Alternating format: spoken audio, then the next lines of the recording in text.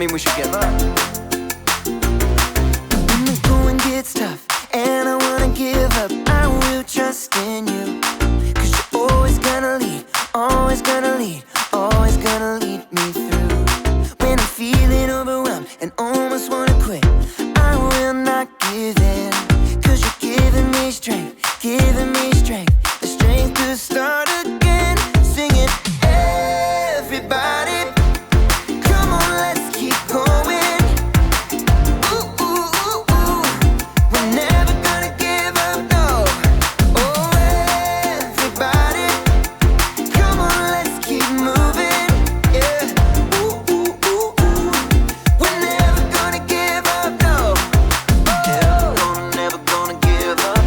Never gonna give up. Never gonna give up. Never gonna give up. No, never gonna give up, no. When I'm feeling like I can't finish where I started, I will look to you. Jesus showed me how. Jesus showed me how to follow you. Singing, everybody, come on, let's keep going. Ooh, ooh, ooh, ooh. We're never gonna give up, no. Oh, everybody, come on, let's keep moving. Yeah. Ooh, ooh, ooh, ooh. We're never gonna give up, no. Never gonna give up. Never gonna give up. Never gonna give up. Never gonna give up, no. Never gonna give up. Never gonna give up. Never gonna give up. Never gonna give up, no. Everybody, come on, let's keep going. Ooh, ooh, ooh, ooh. We're never gonna give up, no. Oh, everybody, come on, let's keep moving. Yeah. Ooh, ooh, ooh, ooh. We're never gonna give up, no. Never gonna give up.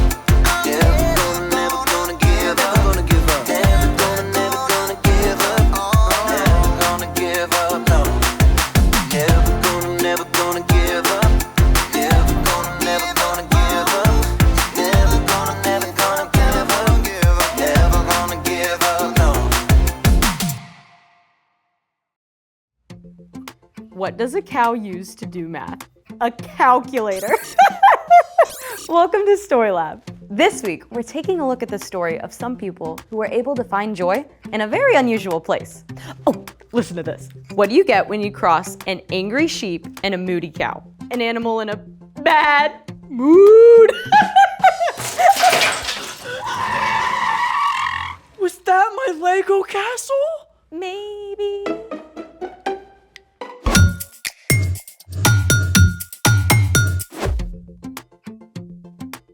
Hey guys, welcome to Story Lab. I'm Skylar. And I'm Sebastian, This week, we're talking about how we can trust Jesus with all of our emotions. because he experienced them too. First emotion to talk about, guilt. I'm so sorry I broke your Lego set. No worries, it only took me a couple hours. A couple of hours? 6. Guilt, crushing, weight of my actions, increasing, filled with regret. Relax. Building it is only the fun part. After that, it just sits around. And besides, this one was pretty fragile. What if we use science to build something stronger? Let's make it. Today's experiment is called Jell-O Earthquake. How does it work? We'll need toothpicks, mini marshmallows, a baking pan, and 1 box of Jell-O. Jell-O. No eating. Step 1, get your grown-up to help make Jell-O according to the directions on the package. No eating. Ooh, fine. So what's next? Step 2, build some houses. Use toothpicks and marshmallows to create a structure that won't collapse or fall over during an earthquake. That's it? Yep, once we build our structures, we'll plop them onto the Jell-O field and put them to the test. Let's do it.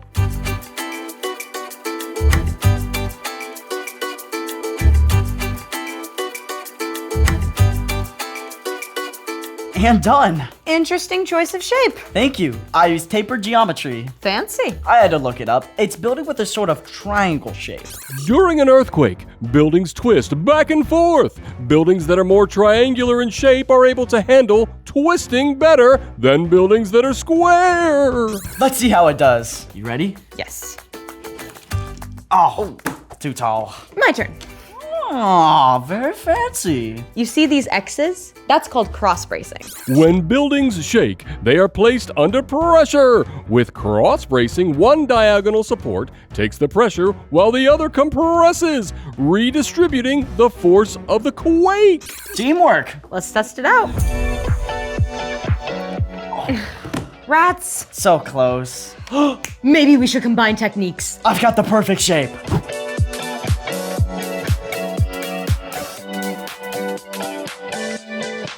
Behold, a pyramid. Taper geometry, cross bracing, and a wide base to help keep it stable. Here goes. It worked! Thank you for a great experiment. Thank you for not getting mad at me about the Legos. Speaking of choices, it's time for... The story before the story. Today we're in the book of Acts, which tells the story of the first Jesus followers, including Paul. Many of the earliest churches were started by the Apostle Paul during a series of epic road trips. On one road trip, God called Paul and Silas to cross the sea to Macedonia and the city of Philippi. At the time, Philippi was a busy trade city. People from all backgrounds lived there and worshiped many different gods. Only a few people worshiped the one true God, but Paul found them and told them about Jesus. A woman named Lydia invited Paul and Silas into her home, and a brand new church began. Which is where our story starts. Take it away. Hey everyone, I'm Jen. Paul and Silas went to Philippi to teach people about the way of Jesus. One day, as Paul and Silas were walking through the streets to their place of prayer, a girl called out, "These men serve the Most High God. They are telling you how to be saved." Now, what the girl said was absolutely true, but the girl's story was very sad. She was being controlled by a spirit that was not from God. And to make it even worse, some businessmen were using her to make money for them. For days, this girl followed Paul and Silas.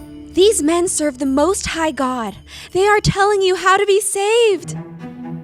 You can imagine that Paul's frustration continued to grow. "These men serve the Most High God. They are telling you how to be saved. These In men..." the name of Jesus, I command you to come out of her.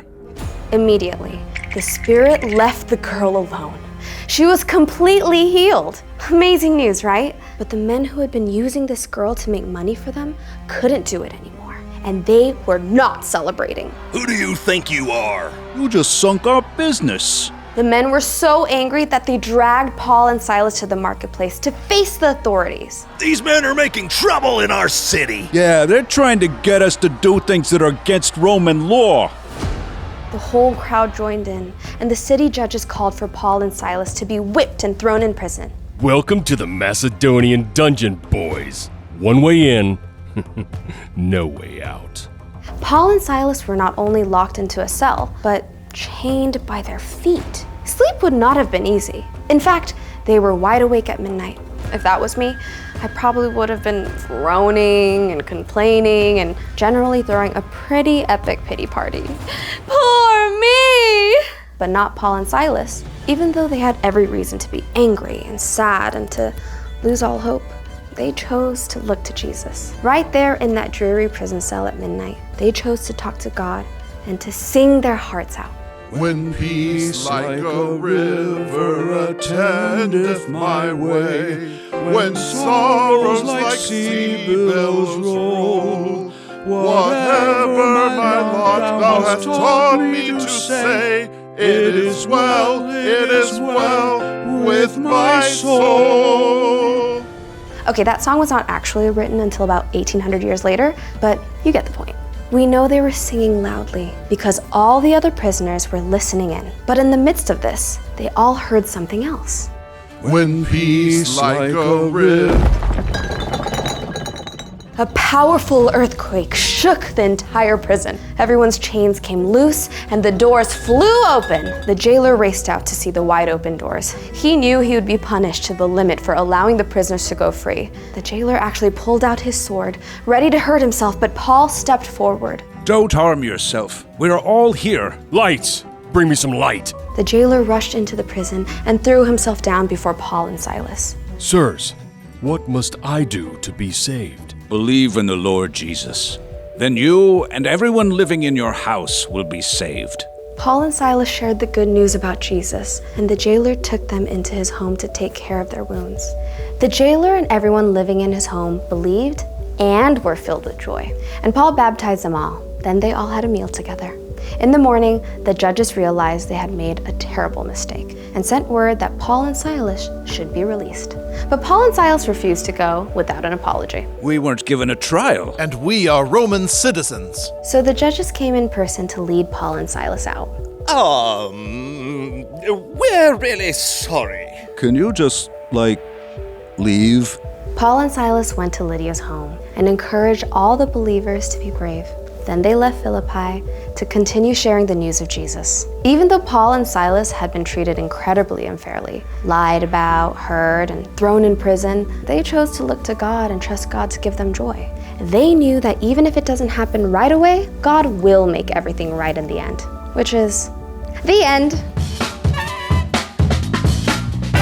Oof, I don't think a jam session would be my first go-to in jail. The other prisoners must have thought Paul and Silas were out of their minds. Until they saw what happened. That earthquake was an ultimate get-out-of-jail-free ticket, and yet they all stayed. So, what's our part in the story? Well, this month we're talking about resilience. Resilience is getting back up when something gets you down.